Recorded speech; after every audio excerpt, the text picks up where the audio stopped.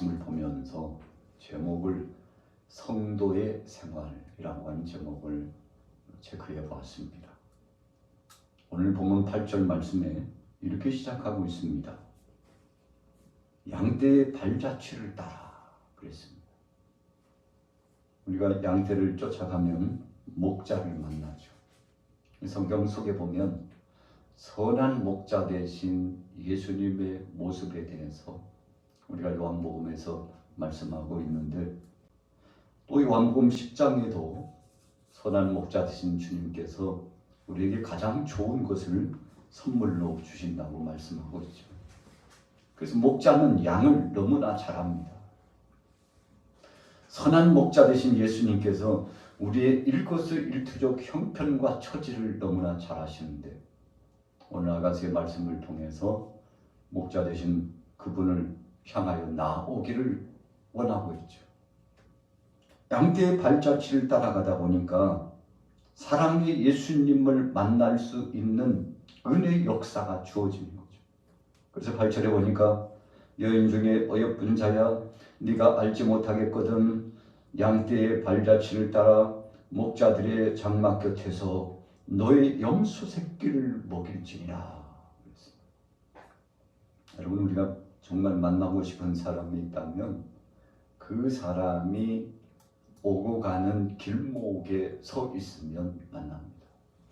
기차가 철로 이 내로를 타고 계속 움직입니다. 얼마 전에도 기차가 충돌하는 엄청난 이 사고가 그리스에서 나왔지 않습니까? 이 선로 변경의 오판입니다. 역장이 여기에 근무하는 사람이 이 책임을 다하지 못했어요. 그래서 엄청난 충돌의 역사가 나타나서 많은 사람들이 죽고 또 중상, 부상을 입었습니다만 그 길목을 찾아가면 됩니다. 그 길목을 지켜 서 있으면 만나게 되는 것입니다. 그래서 예수님께서 말씀하시기를 나는 길이요 진리요 생명이니 나로 말미암지 않고는 아버지께로 갈 자가 없다고 말씀했는데, 여러분, 예수님을 만나기 위해서는 진리의 길에 들어서고 그분이 기뻐하시는 곳에 머물면 그분을 만나뵐 수 있다는 것입니다. 빌립보 3장 13절 14절에 보니까 형제들아 나는 아직 내가 잡은 줄로 여기지 아니하고 오직 하늘 집 뒤에 있는 것을 잊어버리고 앞에 있는 것을 잡으려고 표대를 향하여, 그 다음 말씀이 아주 중요해요. 그리스도 예수 안에서 하나님이 위해서 부르신 부름의 상을 향하여 쫓아간다. 그래서 우리가 상을 받기 위해서 참 고단한 시간들을 많이 보내야 합니다. 월드컵이 진행되면 우승컵을 얻기 위해서 많은 나라들이 4년 동안 준비합니다. 그리고 대회에 참가합니다. 예선을 통과하고 그래서 16강과 8강과 4강과 결승까지 쫙 대진표 위에서 올라가죠. 한 번 경기할 때마다 관문을 통과하고 오르느냐 아니면 나락으로 떨어져서 우승할 수 있는 범위에서 탈락되느냐, 아주 중요한 전환적인 역사가 진행됩니다. 그래서 4년 동안 애를 쓰고 준비합니다. 승리의 상을 받기 위해서 정말 땀을 흘리면서 수고를 아끼지 않습니다. 감독부터 시작해가지고 코치진과 요즘은 과학 시스템이 되어 있어가지고 스포츠 과학이라고 해서 어떻게 하면 효과적으로 근육을 단련시키고 민첩함과 지구력과 등등등 선수에게 필요한 것들을 총체적으로 지원을 하죠.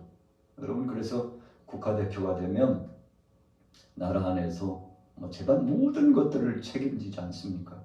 결혼한 사람은 가정의 살림살이를 이어갈 수 있도록 보장하고, 미혼자들은 마땅히 미래의 비전을 갖고 생활을 진행할 수 있도록 보장성을 더하여 줍니다. 자, 그것을 바라보면서 참고 인내하는 거예요. 나의 행보에 따라서 가족의 이 생활이 달려있기 때문에 여러분 얼마나 수고하고 애를 씁니까? 또 더 나아가서 국가적인 위상을 떨치기 위해서 대표자로서 애를 쓰게 되지 않습니까?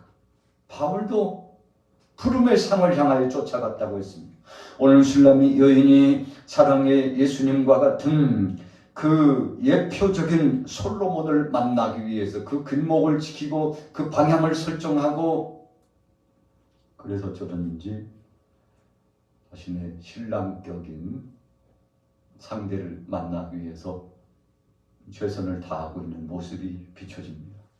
바로 8절 말씀 속에는 그런 과정들이 비춰져 있는 겁니다.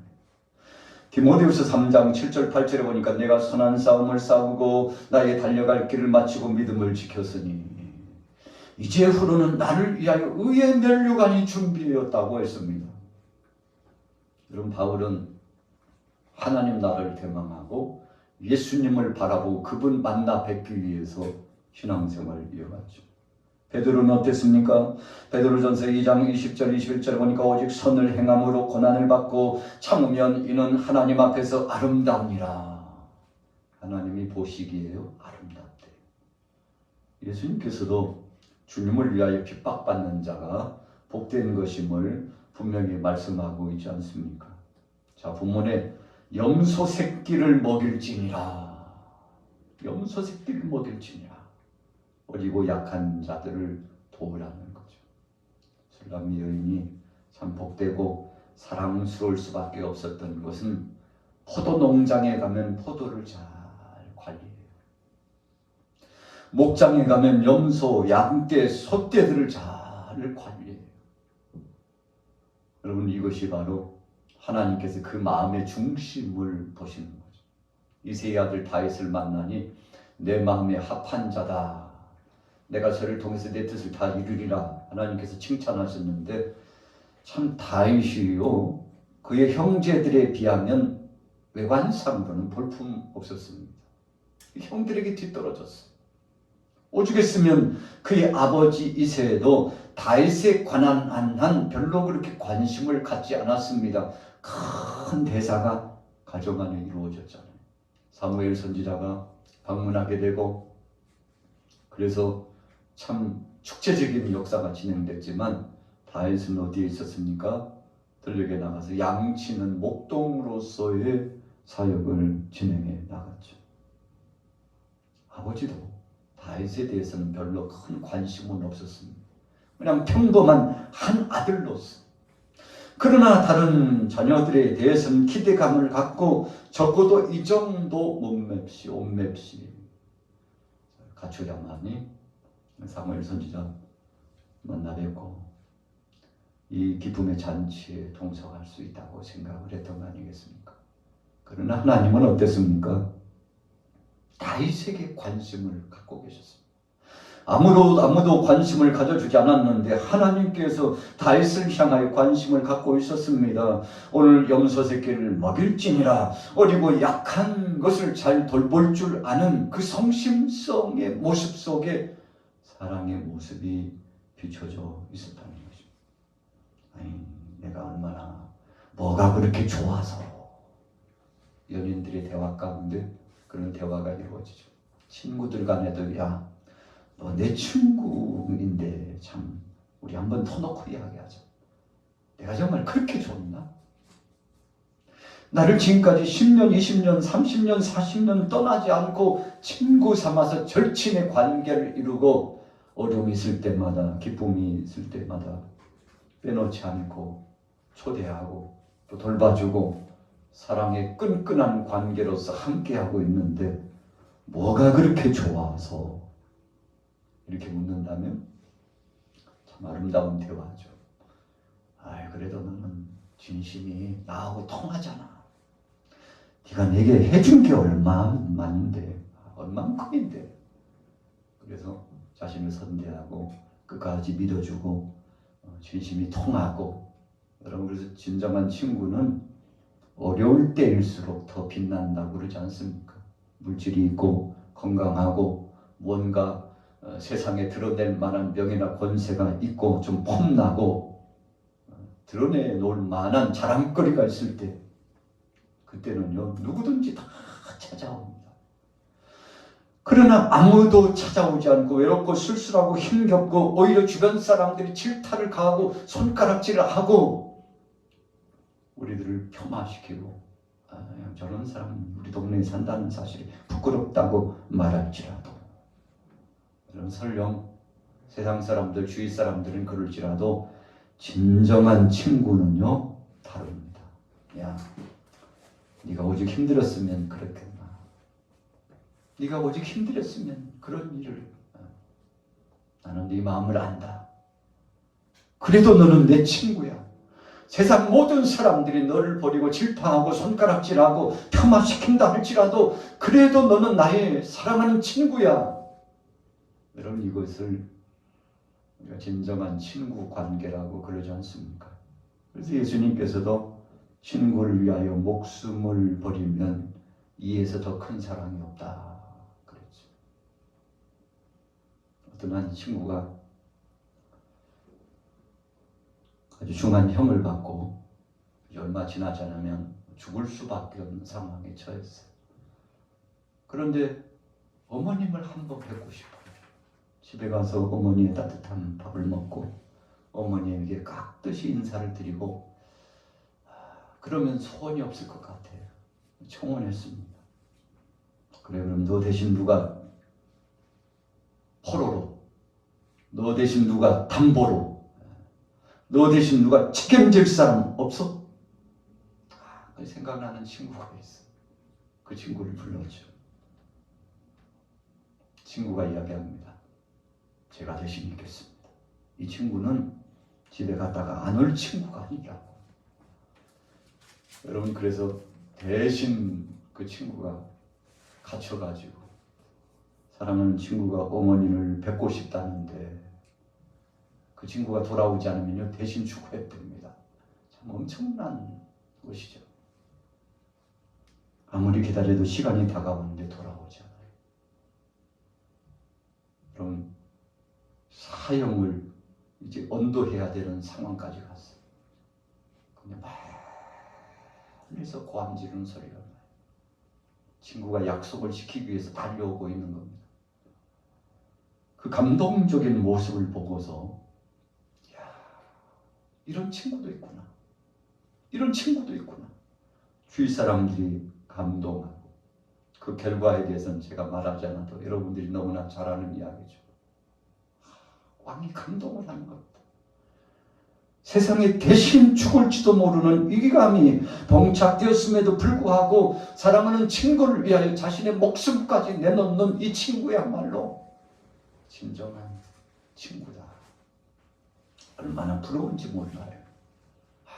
이런 친구를 둔 당신은 행복한 사람이라. 당신이 정말 큰 죄를 범하기는 했지만 오늘 사형을 집행하는 날이기도 하지만 당신과 당신 친구와의 관계를 보니까 당신이 이전의 일을 반성하고 새 사람이 되고 새로운 일을 시작할 수만 있다면 저 친구를 보니까 분명히 당신은 진실로 거짓말하지 않고 새 삶을 진행해 나갈 만한 가치 있는 사람이라고 생각해서 그 친구를 자유롭게 정말 우애 있게 살아갈 수 있도록 관계를 회복시켜 줄 뿐만 아니라 새로운 삶을 살 수 있도록 인도해 줬다는 이야기가 있죠.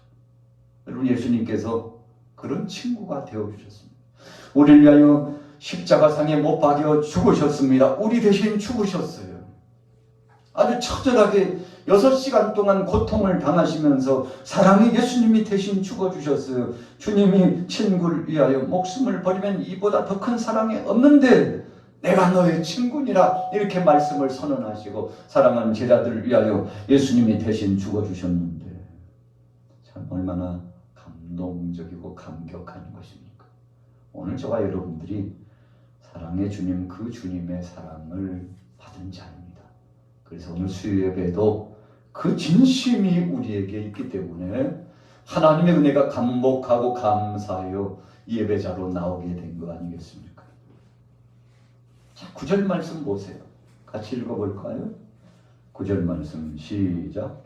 내 사랑아, 내가 너를 바로의 병거의 준마에 비하였구나.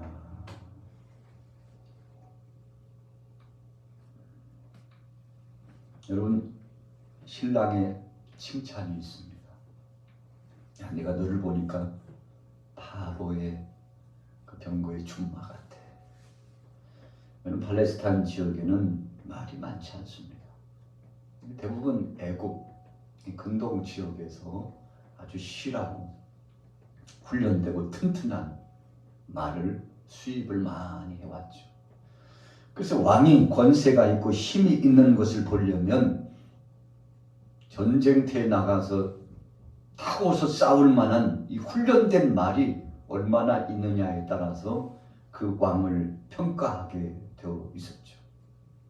여러분, 그런데 술람의 여인을 보니까 병거의 춘마에 비가 온다 그랬어요. 여러분, 그만큼 사랑스럽고 말을 아주 귀하게 여깁니다. 자기 생명 다음으로 귀하게 여겨요. 그런데 이 여인을 보니까 바로 이 병거에, 그 애굽의 병거에 춘마와 같은 그런 모습으로 극찬을 하고 높였는데, 여러분 열왕기상 10장 26절에 보면 솔로몬 왕은 마병이 1200이요 그랬어요. 1200이, 병거가 1400이라고 그랬습니다. 참 엄청나죠. 그래서 솔로몬은 늘 자신의 주위에 있는 이 춘마들을 보고서 생활을 했는데, 그 중에 자신의 에마, 사랑하는 말에 대해서는 참 귀하게 여기고 특별히 관리하는 사람을 따로 두고, 어떤 때는요 우리가 집안에서 생활하다 보면 사람보다도 애완견 등등 취미생활을 통해서 함께하고 있는 짐승이 더 극진한 대우를 받는 경우가 굉장히 많습니다. 참 사람은 먹지도 못할 걸 미기고, 사람은 맛도 또 누리지도 못할 환경을 이 짐승에게, 동물에게, 애완, 개, 고양이, 심지어는 돼지까지도 집에서 키우는 사람들이 많은데 얼마나 사랑스럽게 극진히 대우해 주는지 몰라요. 여러분, 오늘 솔로몬이 술람이 여인을 보니까 세상의 그 어떤 대상보다도 가장 귀하고 아름답고 나와 함께하는 바로 그 사랑하는 이기 때문에 그를 극찬하고 높여줬는데, 여러분 예수님께서도 저와 여러분들을 세상과 바꿀 수 없는 가치 있는 자로 예수님께서 평가해 주시고 우리를 귀하게 여겨주셨는데 얼마나 감사한 사실입니까? 그래서 우리는 주님의 은혜를 다 갚을 수 없습니다. 1만 달란트에 빚진 자라고 했죠. 1만 달란트가 얼마나 큰 금액입니까? 그래서 전에 한번 말씀드렸습니다만 30조 이상의 가치가 있는 금액이라고 그렇게 정리하고 있어요. 30조가 얼마입니까 도대체? 참 천문학적인 계산의 수죠. 그런데 우리의 가치가 그보다도 더 상이하다는 것입니다. 갚을 수 없어요. 저와 여러분들은 그것을 갚을 수 없습니다. 갚을 수 없으니까 은혜요, 주님의 사랑이요, 주님의 능력으로 말미암아 구원받은 자가 되었다는 사실이죠. 10절에서 11절 읽습니다. 10절 시작. 내 두 뺨은 따은 머리털로 내 목은 구슬개미로 아름답구나. 우리가 너를 위하여 금사슬에 은을 박아 만들리라. 여러분, 두 뺨이, 그 머리털이 참 아름답기가 그리웠어요. 그 목은 또 어떻고요? 그래서 머리에서부터 발끝까지 이 전체가 아름다운, 사랑스러운 것입니다. 여러분, 하나님께서 우리를 보실 때 그렇게 귀하게 보시는데 두 뺨이며 머리털이며 할 것 없이 심지어는 목까지, 그 목선까지 아름다워요. 사랑스러워요. 어제 보았지만 오늘 또 보고 싶어요. 직전에 보았지만 또 만나고 싶어요. 함께하고 싶어요. 또 나 보내고 싶지 않아요. 여러분, 이런 관계를 사랑하는 자와의 관계라고 할 수 있는 것 아니겠습니까? 베드로전서 3장 3절 4절에 보세요. 너희 단장을 머리를 꾸미고 금을 차고 아름다운 옷을 입은 외모로 하지 말고 오직 마음에 숨은 사람을 온유하고 안정한 심령에 썩지 아니할 것으로 하라. 술람 여인이 사실은 외관적으로 보면 볼품이 없었다고 합니다. 추녀 중에 추녀래요. 그런데 솔로몬이 그를 사랑해 주었어요. 인정해 주었습니다. 여러분, 겉의 역사가 조건의 상황이 어떠하든지 간에 왕이 필요하고 왕이 사랑스럽다는데요. 여러분, 전국에서 최고로 높이 있는 바로 그 사람이 바로 그 여인을 사랑해주고 귀하다고 말해주는데, 여러분, 세상에 더 부러울 것이 없죠. 바로 하나님께서 우리를 향한 사랑이 그와 같다는 것입니다. 베드로후서 1장 4절 7절에 보세요. 너희로 정욕을 인하여 세상에서 썩어질 것을 피하여 신의 성품에 참여한 자가 되게 하셨으니 이러므로 너희가 더욱 힘써 너희의 믿음의 덕을, 덕의 지식을, 지식의 절제를, 절제의 인내를, 또 이어지는 말씀에 인내의 경건을, 경건의 형제 우애를, 형제 우애의 사랑을 공급하라. 여러분, 이렇게 하라고 말씀하시는 것은 이 내실 있는 겉은 보잘것없었지만 그 마음이 아름다우면 하나님은 마음의 중심을 보신다고 그랬잖아요. 우리가 지난 시간 주일날 말씀을 상고하고 은혜를 나눴습니다만, 심지어는 가정 안에 있는 그 가족들조차도 이 여인을 팔아넘기다시피 내어줘버린 거예요. 일터에 몰아넣은 거예요. 여러분, 그런데 사랑을 받았어요. 그런데 귀함을 받았어요. 최고, 세상에서 어떤 것보다도 가치 있는 자로 인정함을 받았으니 그 행복이 얼마나 크겠습니까? 그런데 그렇게 인정받은 이유가 그 마음의 진심을 보았기 때문에 그랬다는 것입니다. 그 마음이 너무나 아름다웠어요. 포도밭에서 일하는 그 성실한 모습을 보니까 요령 피우지 않고 땀을 벌벌 흘리면서 그 장렬한 태양빛 가운데서 일하는 그 모습을 보니까 얼마나 사랑스러운지. 참 어찌 보면요, 아가서를 읽다 보면 웃음이 나올 때도 있어요. 참 아름다울 게 따로 있지. 땀내 나고 땀을 뻘뻘 흘리는 그 여인이 그렇게 아름다울까? 검게 그을린 얼굴색도 참 보기 아름다울 것 같지 않은 그 여인이 그렇게 사랑스러울까? 여러분, 그런데 솔로몬이 그 여인을 사랑해주고 인정해 줬다는 거 아니겠습니까? 상식적으로는 이해가 가지 않아요. 그러나 그 마음의 중심이, 진심이 통했어요. 얼마나 아름다운지 드러나지 않았지만 그 마음의 진심이 느껴졌습니다. 그래서 새끼를 치는 것을 보고, 포도 농장에서 일하는 것을 보고, 저런 여인은 드물구나 생각을 했다는 것입니다. 여러분, 이것이 바로 진정한 사랑의 관계 아니겠습니까? 자, 12절부터 읽겠습니다. 14절까지 같이 읽습니다. 12절 시작. 왕이 침상에 앉았을 때 나도 기름이 향기를 뿜어냈구나. 나의 사랑하는 자는 내 품 가운데 모략 향주머니요, 나의 사랑하는 자는 내게 엔게디 포도원의 고개와 송이구나. 아멘. 왕이 상에 앉았을 때 나도 나의 기름이 향기를 토했다 그랬습니다. 여러분, 마가복음 14장 3절에 보면 마리아가 주님의 머리와 발에 향유를 부어드리는 그런 말씀이 나옵니다. 그래서 그 자리가요, 빛났어요. 제자들은 이해하지 못해서 질타를 가했죠. 아깝게 향유를 거기다 붓고 그래. 참 쓸데도 많을 텐데 참 왜 그랬을까? 추궁하고 질타를 가했죠. 그런데 예수님은 달리 생각하셨어요. 이 여인이 나의 장례를 준비하였다.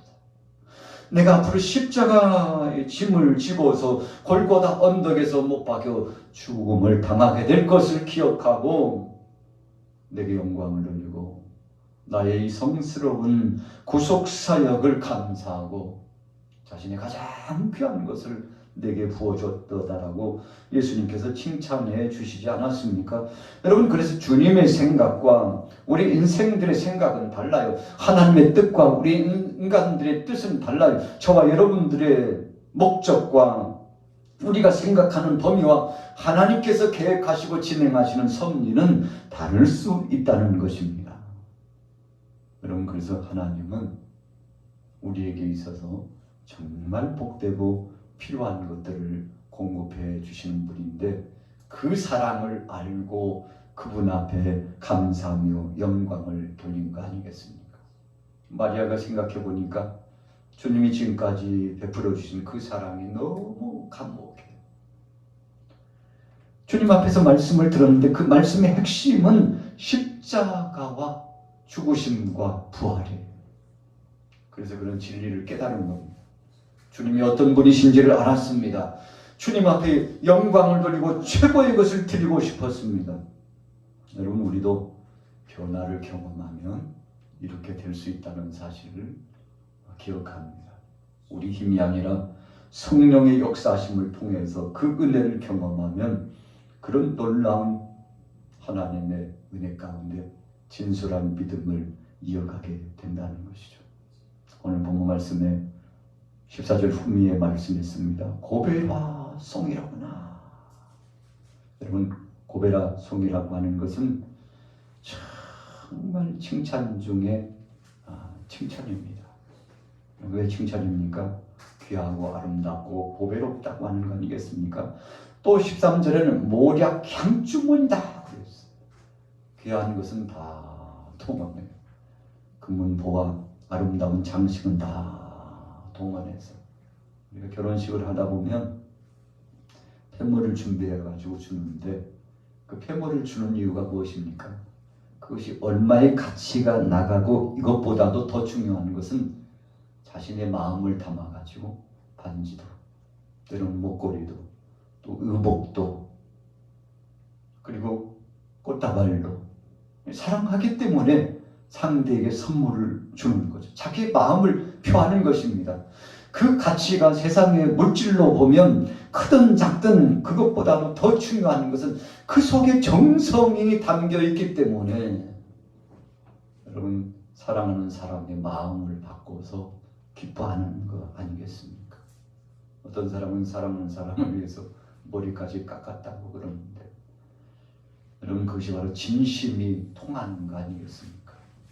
서로를 위해서 배려하고 가장 귀하다고 생각하는 것을 팔아서 상대에게 선대하기 위해서 했던 아주 사람 이야기가 많이 있지 않습니까? 오늘 예수님께서도 우리를 귀하게 보셨습니다. 솔로몬이 술람미 여인을 정말 귀하게 여겼습니다. 그래서 그와 함께하는 겁니다. 그를 최고의 자리로 올려주는 겁니다. 아무도 그를 타치하지 않고 간섭하지 말고 그를 선대해 주도록 여러분, 솔로몬이 엄명을 내리게 되지 않습니까? 그래서 솔로몬이 만나는 사람 함부로 할 수 없죠. 왕이 만나는 사람 어떻게 함부로 대할 수 있습니까? 극진히 예우를 해주게 되지 않습니까? 오늘 저와 여러분들은 신분이 어떻습니까? 사랑의 예수님을 신랑으로 모시고 있으니 주님의 신부니까 신분이 도대체 얼마만큼 상승된 겁니까? 정말 최하 아래로 꺼져 내려가서 땅을 쳤는데, 그런데 주님께서 우리를 끌어올리셨어요. 하나님 나라로 끌어올리셨습니다. 그래서 예수님께서 내가 너희를 위하여 처소를 준비하러 가노니 처소가 준비되면 나 있는 곳에 너희도 있게 하려고 내가 너희를 데리러 가리라.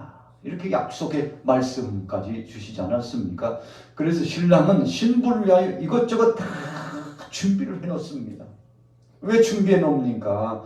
정말 귀하고 아름답고 사랑스러운 자를 나의 배필로, 나의 동반자로 삼고서 그를 초대해서 그와 함께 동고동락할 수 있는 복된 삶이 이어져 나가기 때문에 최고의 것을 준비하는데, 예수님께서 그래서 우리를 신부로 인정해 주었기 때문에 우리를 위하여 처소를 준비하러 가신다고 했죠.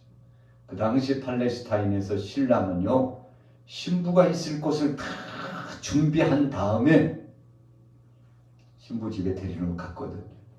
예수님은 그 당시에 결혼 문화의 상황을 너무나 잘 알고 계셨고, 사랑하는 제자들과 모여드는 무리를 향하여서 신랑 되신 주님, 메시아 되신 그분의 사랑이 어떤 것인가를 가르쳐 주시고자 했는데, 그렇지, 내가 너희를 위하여 저선을 준비하러 간다, 이 말씀으로 이루한 겁니다. 그랬더니 제자들이 이해하지는 못하고 주님의 그 마음의 깊은 것을 통달하여 깨닫지는 못했지만 그분이 자신들을 사랑한다는 사실은 알고 있었죠. 주님이 가시는 것이 우리에게 유익이구나. 그러나 막상 예수님께서 십자가상에 못 박여 죽으시기 위하여 붙잡았을 때는요, 수제자 베드로를 비롯해서 모든 제자들이 예수님 곁을 떠났죠. 왜 그랬나요? 주님의 사랑과 은혜를 알지 못해서 그랬습니다. 죽음이 두려워서 그랬습니다. 예수님과 함께 죽으면 예수님 부활할 때 같이 부활하신다는 사실, 죽음만 생각했지 부활은 생각하지 못했죠. 만약에 제자들이요, 부활의 영광스러운 은혜까지 저들이 믿음으로 받아들였다면, 나도 저분의 제자니 함께 죽여달라고, 나도 저분의 제자라고 함께 죽여달라고, 가야바의 뜰에서 닭 울기 전에 예수님을 3번이나 부인했던 베드로가요, 저주까지 하면서 예수님을 부인하고 부정할 것이 아니라, 저요, 여기 좀 봐요.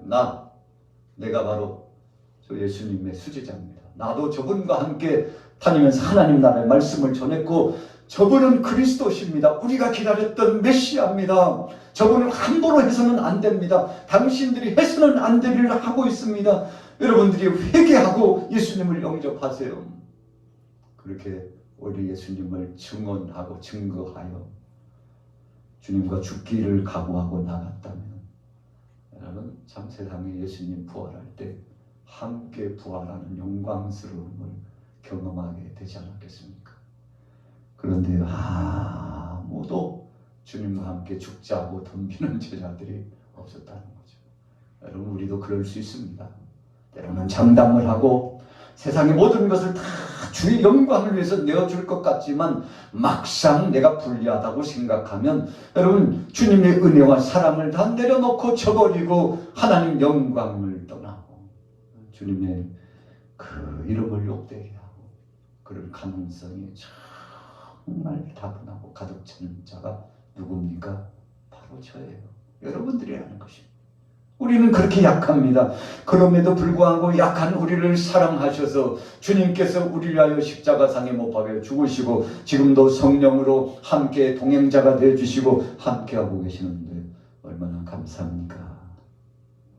사랑의 주님 모시는 그 마음으로 우리의 생활이 이어가야 될 줄로 믿습니다. 술람이 여인은요, 솔로몬 만나는 재미로 살았습니다. 솔로몬도요, 술람이 여인 만나는 재미로 살았습니다. 여러분, 서로 사랑하니까 그렇게 되었다는 것입니다. 영적으로 우리가 주님을 사랑하면 주님의 그 크신 사랑을 우리가 깨닫고 그분의 은혜를 감복하면 하루하루가 즐겁고 얼마나 감사한지. 오늘 저녁에 찾아오신 여러분들은 그런 마음으로 오신 줄로 믿습니다. 그 주님을 한평생 잊지 마시고 그분 손 꼭 붙잡고 오늘 이번 남은 한 주간도 믿음으로 승리하기를 예수님의 이름으로 축원합니다.